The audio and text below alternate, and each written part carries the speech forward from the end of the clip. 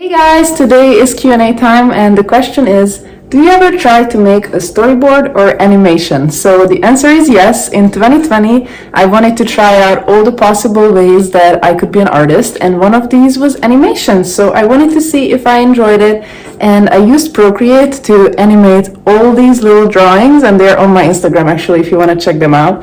But to give you an example, this was an animation I did. It's a Pokemon in a modern style that I thought would look cool. And there are some other ones here. The hair is moving, and I did this for Inktober. So actually all these animations, I posted one every single day.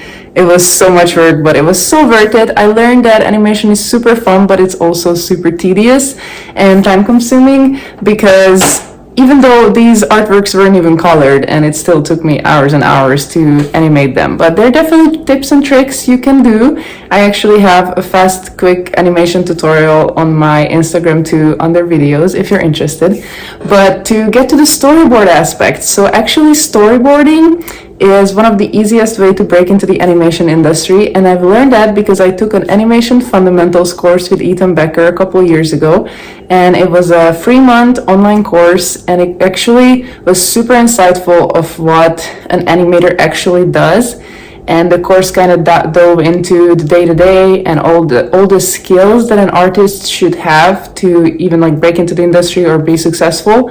And so some of these things included one of the tips that Ethan was giving, that you should take screenshots of Google Earth from like different perspectives and really be able to draw like cityscapes, and then also be really good at drawing action poses. So there were different tips that I learned on how to break down the body into the simplest forms so that you can kind of make it into any pose you want.